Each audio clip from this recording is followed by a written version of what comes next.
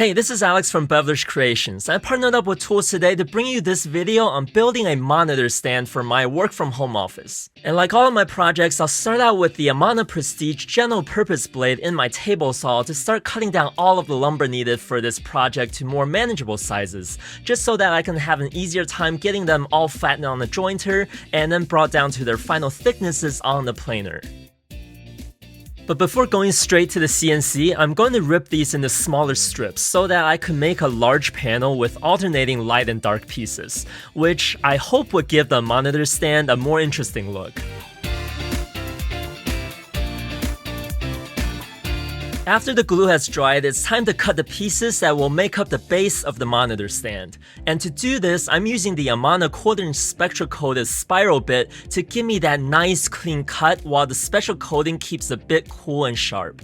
And since the base is 9 inches deep, I've got quite a few parts to cut.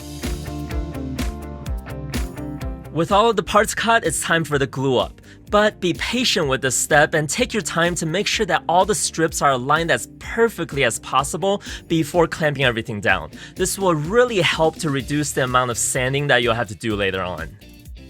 Next day, I removed the clamps from the assembly and began sanding, starting from 80 grit all the way up to 220 grit. Then it's time to apply some finish to it and start on the drawers.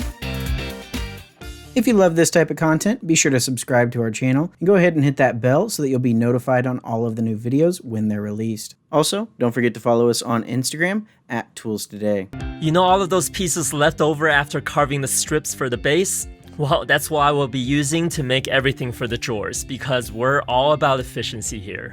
And once these were cut down to size, I laid out the rabbets for joining these drawer pieces. And to make the cuts, I swapped over to my Amana Prestige dado blades, which I always trust to leave me with those nice clean cuts all around.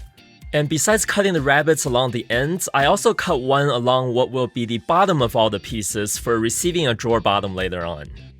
And then I can start putting all the pieces together. Besides glue, I'm also going to add some screws for additional reinforcements. And to do so, I will use the Amana non-marring Countersink bit to pre-drill and create the pockets for the screws to sit in. And just to keep everything looking clean, I will use the Timberline plug cutters to make all the plugs that will fill in these countersunk holes and hide the screws. And even though there are only 8 plugs, I still chose to use the Amana plug planer because it makes really quick work of flushing up all the plugs. And, just kind of fun to use. And lastly, I cut a piece of 1/2" plywood to size for the drawer bottom and attached it to the rest of the assembly using glue. Now, since I won't be using drawer slides for this because of the curvature of the base, I attached 3 runners on the bottom of the drawer box with brad nails and glue to help reduce the amount of friction as the drawer slides in and out of the base. And then I also add a couple strips of hardwood guides to the underside of the base using screws countersunk into the wood to help reduce the amount of side-to-side movement of the drawer. Alright, the drawer's sliding nice and smooth, now let's carve the drawer front, which I'll start with the Amana Spektra coated 1/4" spiral bit and the 3D adaptive clearing toolpath to efficiently remove the bulk of the material.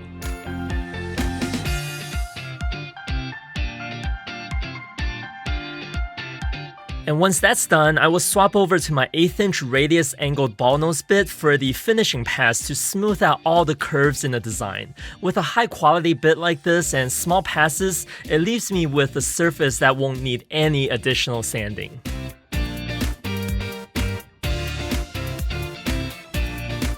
And last but not least, I switched back to the 1/4" spiral bit to do a 2D contour toolpath to cut out the final shape of the drawer front.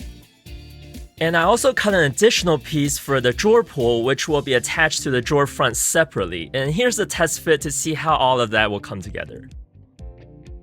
Alright, everything's pretty much done now, and the drawer front's looking really good, but I still had a few strips of offcuts left over, so I decided to plane them down and make some dividers for the drawer. After cutting the dividers down to size, I laid out the positions of the dados and then cut out each by making a couple passes using my Amana Prestige general purpose blade. Once these pieces were cut, I glued everything up with just a little bit of clamping pressure since these parts are pretty thin. And while I let that dry, I prepped the drawer front and the drawer pull for painting by taping up all of the surfaces that will receive glue. And then I'm ready to paint.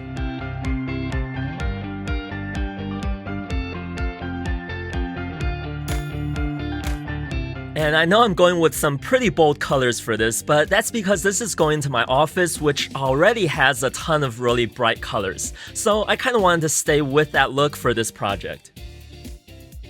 After gluing the handle in place, I used double-sided tape to temporarily hold the drawer front to the drawer box. And then once again using the Amana Countersink bit to drill the holes for the screws used to permanently keep everything together.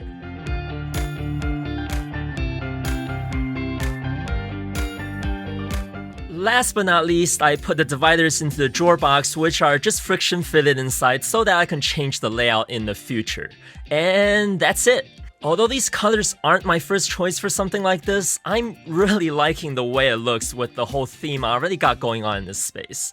Alright, thank you guys so much for watching this monitor stand build, and I really hope you guys liked it. If you feel inspired to build one for yourselves, be sure to check out all the awesome tools I used from ToolsToday for this project in the descriptions below.